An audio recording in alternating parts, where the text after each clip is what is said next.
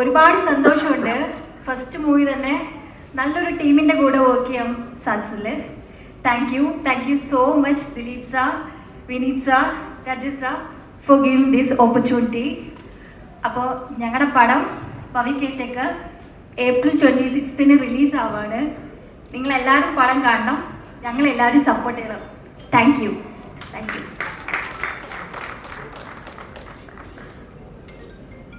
ജൂഹിയുടെ അച്ഛനും വന്നിട്ടുണ്ടോ? എവിടെ അച്ഛാ? നന്നായിട്ട് പാടുന്നു കേട്ടപ്പോൾ ഒരു ആഗ്രഹം ഒന്ന് കാണാം. അച്ഛൻ എവിടെ? എവിടെയോ ഇരിപ്പുണ്ട്. പ്രത്യേക അന്വേഷണം ഞങ്ങളുടെ വക. പിന്നെ ഉള്ളത് ബ്ലാക്ക് ബെൽറ്റ് ആണ്. അത് കാണിക്കാനുള്ള സ്കോപ്പ് നമുക്ക് ഇവിടെ ഇല്ല. അതുകൊണ്ട് നമുക്ക് ഓൾ ദ ബെസ്റ്റ് പറഞ്ഞുകൊണ്ട് നമുക്ക് അടുത്ത നായികയിലേക്ക് മൈക്ക് കൈമാറാം. ദിൽന.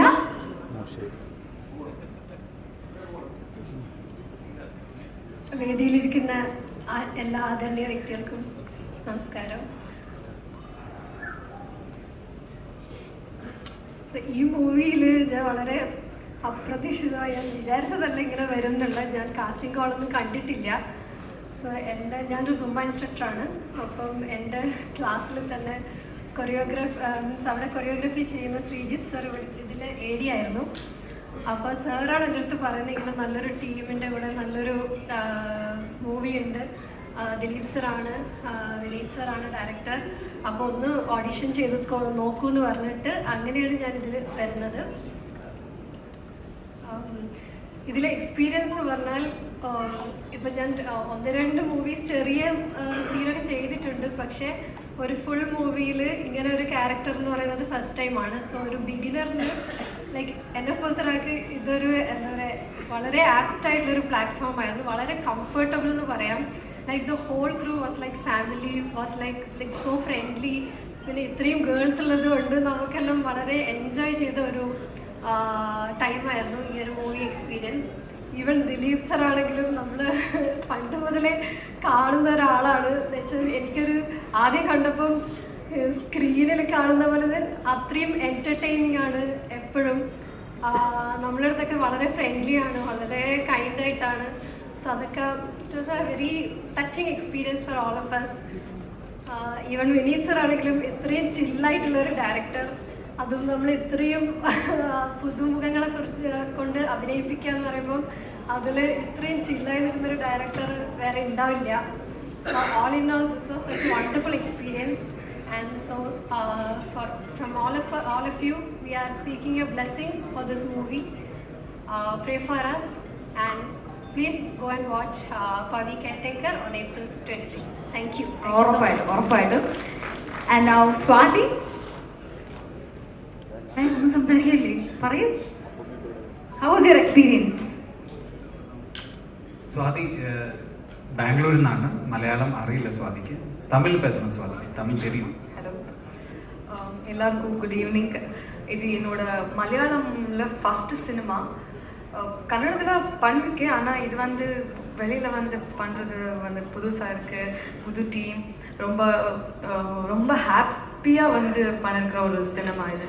அண்ட் எல்லாருக்கும் நான் தேங்க்ஸ் சொல்கிறேன். லைக் நம்மளோட டைரக்டர் வந்து Vineeth sir, Dileep sir, and நம்ம க்ரூ, நம்ம கோ ஆக்டர்ஸ் எல்லாருக்கும் தேங்க்யூ. எனக்கு நல்ல சப்போர்ட் பண்ணாங்க.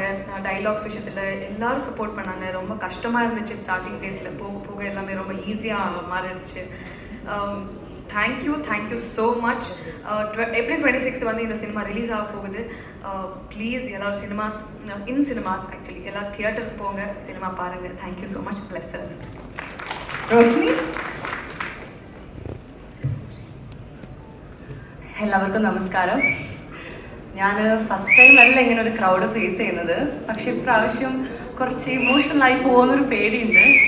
കാരണം വിനീത് സാർ പറഞ്ഞ പോലെ ഒരുപക്ഷെ മിസ് മലബാർ ആയിരിക്കും എൻ്റെ ലൈഫിലെ ടേണിംഗ് പോയിന്റ്. അതിലൊരു ഫോട്ടോ കണ്ടിട്ടാണ് വിനീത് സാർ എന്നെ സിനിമയിൽ കാസ്റ്റ് ചെയ്യുന്നത്. സോ ഇപ്പോൾ ചെറുപ്പം തൊട്ടേയുള്ള വലിയൊരു ഡ്രീമാണ് ബിഗ് സ്ക്രീനിൽ ഫേസ് കാണണമെന്ന്. സോ അതിവിടെ വന്നിട്ട് ആ സോങ്ങിൽ കാണുമ്പം ഉണ്ടായൊരു സന്തോഷം ചെറുതായിട്ടൊന്ന് കണ്ണു നിറഞ്ഞു പോയി. സോ ആ ഒരു moment thank you so much Vineeth sir and ദിലീപേട്ട, പിന്നെ എല്ലാ ക്രൂ അത്രയും ഹാപ്പി ആയിട്ട് വന്നിട്ട് വർക്ക് ചെയ്തു പോയി. എൻ്റെ മലയാളത്തിലെ ഫസ്റ്റ് ഫിലിമാണ്. സോ ഞാൻ ഇത്രയും സന്തോഷമായിരിക്കും അല്ലെങ്കിൽ ഇത്രയും ഫ്രീ ആയിട്ടോ അല്ലെങ്കിൽ നമ്മളെ ബെസ്റ്റ് കൊടുക്കാൻ പറ്റുന്ന ഒരു മൊമെന്റ് നമ്മളെ ലൈഫിൽ വരുമെന്ന് വിചാരിച്ചതല്ല. പിന്നെ കൂടെ വർക്ക് ചെയ്തവരാണെങ്കിലും ഭയങ്കര സപ്പോർട്ടിങ് ആയിരുന്നു. സോ അത്രയും ഒരു ബെസ്റ്റ് മൊമെന്റ് ആണ് എൻ്റെ ലൈഫിലേത്. ഇപ്പോൾ ഇവിടെ നിൽക്കുന്നതും അതിൻ്റെ ഒരു പാർട്ടാണ്. So thank you so much all every one. Thank you. ആ ബിസിലിരിക്കുന്ന ആളെ കാണുന്നില്ല, അച്ഛനെയും കണ്ടില്ല ഇതുവരെ. ഓക്കെ, നമുക്ക് ശ്രേയക്ക് എന്തൊക്കെയോ പറയാനുണ്ടെന്നാണ് എന്നോട് പറഞ്ഞത്. പറയൂ. ഹലോ. സത്യം പറഞ്ഞു കഴിഞ്ഞാൽ ലാസ്റ്റ് എന്നെ വിളിച്ചുകൊണ്ട് എല്ലാം ഞാൻ മറന്നുപോയി. എന്തായാലും ആദ്യത്തെ പടമാണ്.